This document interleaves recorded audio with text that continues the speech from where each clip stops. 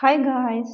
Today we are going to speak about clause and learn how to use the clause and the types of clauses. Clause is a group of words that contains a subject and a verb. Sometimes we call it predicate. For example, some students work in the homeless shelter because they care about helping others. If I had $1 for every time you said that, I would be rich. These sentences have two clauses, each with a subject and a verb. Independent clause expresses a complete thought and can stand alone as a sentence. For example, some students work in the homeless shelter. I don't believe it for a second. My dog is small and adorable. This clause can stand alone in a simple sentence, so it is independent, because it has only one point of view. Next, there is a table or the list of types of adverbial clauses according to the conjunction used. Adverbial clauses of time, clauses of place, comparison, adverbial clauses of concession, purpose and condition, so manner and result. Let's get started them to explain in detail. Concession to express a contrast. We use clauses of concession to express a contrast. For example, we have some sentences used with these contrast expressions. So, he had a good voice, but he never sang in public. There is a contrast meaning. Although it was hot, he wore boots. Even though it was hot, he wore boots.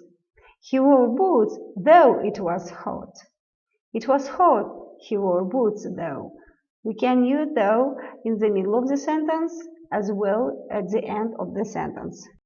So the concession of contrast in spite of and despite of plus noun or ing form.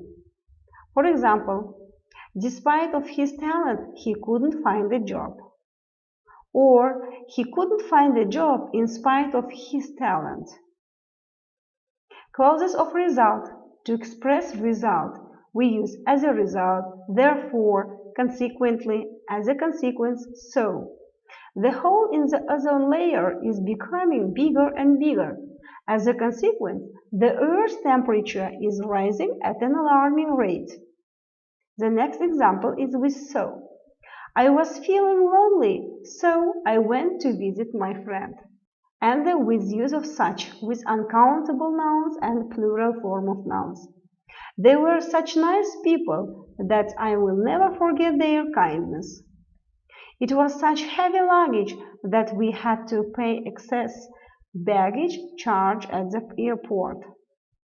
Such a lot of plural uncountable nouns. How do we use them? Let's pay attention to the given example. He has got such a lot of books that he has to buy a new bookcase. There was such a lot of work to do that I couldn't finish on time. And the with so plus adjective or adverb. You know that adjectives describe used with nouns as well as verb usually used with verbs. She felt so embarrassed that she blushed. The thief ran so fast that nobody was able to catch him. Clauses of purpose to explain why somebody does something. For example, and remember that they use with participle to. Particle 2 with infinitive. Mary phoned the doctor to make an appointment. So much little uncountable noun, so many few plural noun. There was so much smoke that I couldn't see the view. I have got so little money that I can't pay the rent. Next, mind, a comma is always used after the words however and nevertheless. He left early, however, or nevertheless, he missed the bus. Concessions, clauses of concessions to express a contrast, but, although, even though.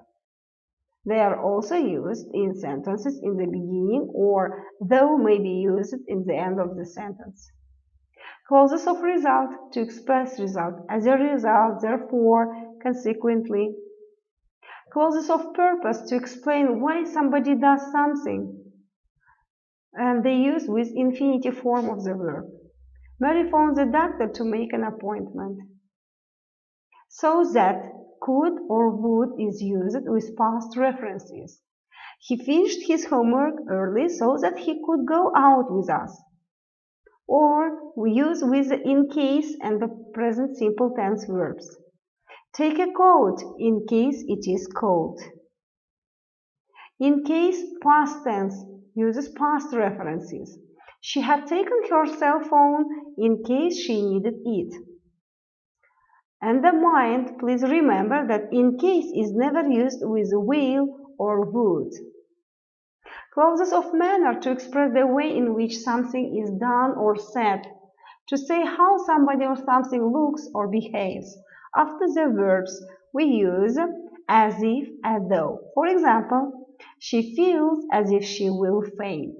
Time clauses show time conjunctions to introduce time clauses. And time clauses are used with main clause. For example, whenever she calls, he pretends not to be at home. The main clause is he pretends not to be at home, and time clause is used with the word whenever she calls. So, with relative, there are relative pronouns. In defining relative clauses, we cannot omit relative pronouns, but only as the object of the following verb. For example, there is a man who we met yesterday. Or we cannot omit, she is an actress who was awarded an Oscar. So, dear students, that's all about clauses and the types of clauses, the use of clauses. I think that it will be useful for you for your preparation for testing.